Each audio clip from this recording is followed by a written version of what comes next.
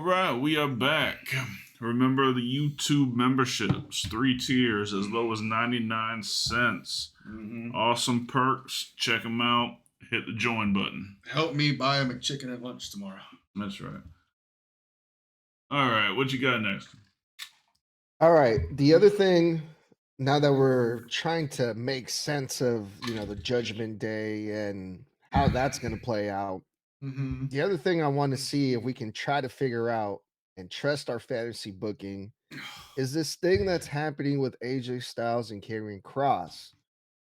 Karrion Kross, for months now, he's been doing this thing where he tries to get in people's heads, trying to recruit them, like Xavier Woods, trying to turn people against each other. I don't know what's happening with Karrion Kross, but now he's having backstage segments with AJ Styles.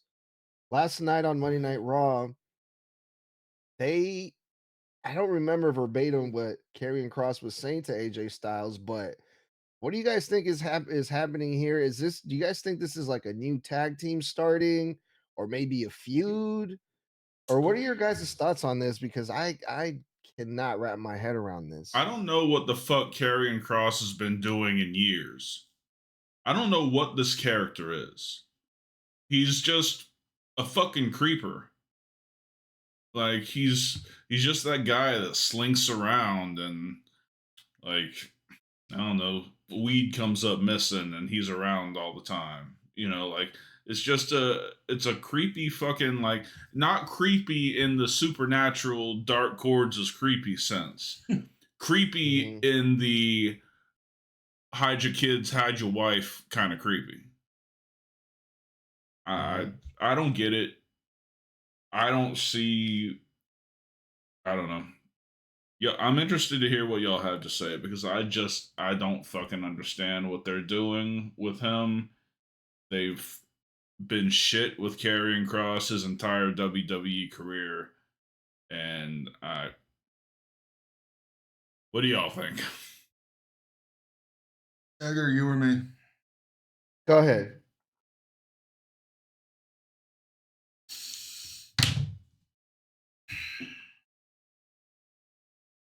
In case I get a little too violent on this one.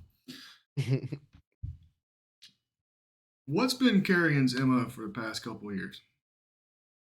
Sucking. Being the devil on your fucking shoulder. Now, think back all the way back to Xavier Woods. Where the fuck did he go? He's back. Hey, he's back. See, it's not just me. It's fucking Streamlabs. It is. He's being basically what they tried to do with Sean O'Hare in 2002. If you don't know what that is, basically everything immoral is what he wants you to do. He wants you to go off those bad vibes. He wants you to, if you have this malicious thought to fucking do it. If you've ever had an idea to where you should stab somebody in the back, fucking do it. He did it with fucking Xavier. He started driving a wedge. And what happened with that? That shit spread to Kofi. And what happened to that? New Wave. Turned heel. New Wave. Jesus fuck. New Day turned heel, kicked Big E out, and now we have a fresh coat of paint on New Day. Right. They did the same thing with fucking Sammy. All right? But Sammy's morals were too fucking much for him to fucking conquer. Right? But you could see during that time span when they were doing that shit that the wheels were kicking and Sammy had a contrast. Trying to figure out what was right and what was wrong. Should I fucking just pull the trigger on this? You know what I'm saying? Mm-hmm. Think back to the shit with fucking Seth getting Haluva kicked 3 or 4 fucking times. Was it a coincidence?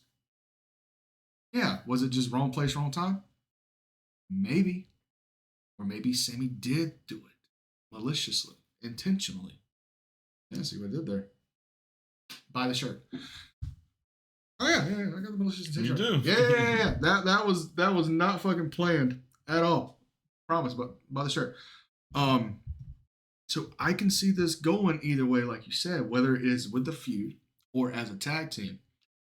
Um, don't really have too much going on with AJ Styles right now, other than the Logan Paul bullshit, which is probably just going to be a fucking letdown at fucking WrestleMania. So I see this culminating at WrestleMania. It's either going to be Kerry and AJ going out of Mania into Backlash, feuding with each other, or maybe AJ reverts to his evil ways, goes back to the lone wolf. Now, I don't know how much you remember that gimmick in TNA. If you want to watch it, go to YouTube. They got the complete fucking timeline of the lone wolf AJ Styles. It's fucking good. It's fucking great. AJ can play that soulless character. AJ can. His character work is very underestimated.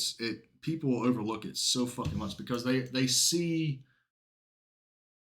Get Ready to Fly AJ, right? They see Bullet Club AJ. They see You Don't Want None, but they tend to forget he's got that chip on his fucking shoulder. AJ can switch those gears and be that dark one when needed. And I'm going to be real with you. When I was watching that shit TNA in 2010, 2011, when he started that transition into the Lone Wolf character, as a fan, worried me. Because for all these years, I saw white meat babyface AJ. Yeah, I might have seen him turn heel, but it was like comedic bullshit. Right. It was never the serious, dark, gritty, relatable persona. Right. And AJ can fucking lean into that, especially right now, because he's made it very clear. He's not wrestling till 50. He's 48 now. We may have a year, maybe a year and a half of AJ Styles before he's done. Basically, when his contract is up, he's fucking done competing, period. He don't want to fucking bump no more. He don't want to do nothing. He wants to go home to his family. Respectable. I get it. So what do you do with him? My opinion, you put him with somebody that has nothing right now, and you make something out of it. Whether it's with a feud, whether it's a feud that turns into a tag team. Could be that. You know what I'm saying? Like, what if he hasn't? I'm sorry. Go ahead. What if Kross is in his fucking ear, and Kross pushes him to be that dark side again, to have his evil ways again, and this meticulous AJ who sees things a little bit more clear now because he's not trying to adhere to the fans, kind of sees what Karrion's been trying to preach to him this whole time. They join forces. What if they get a tag team title run? What if they let him fucking end his fucking career as a tag team champion? I'm fucking good with that. He's not going to win the fucking world title. Sure. They're damn sure not going to put the WWE title on him. Cody's too fucking hot right now. He hasn't had like a real heel run in WWE either. Bullshit. I mean, has he? Do you not remember the feud he had with John Cena? 2016? Dude, that was fucking great fucking work as a heel. But if you're talking like... He hasn't had a malicious heel. He's never had any reason to be that malicious heel. Right. He was just the standard heel. But he had a fucking hell of a heel run in 2017. I remember the feud with John Cena, but nothing sticks out to me as being like anything other than just your run-of-the-mill surface level heel. No, it was nothing crazy. I think, who was it? Did he show up to LA Knight's house or something like that? No, or the other way around? What are you talking about, AJ or Karrion?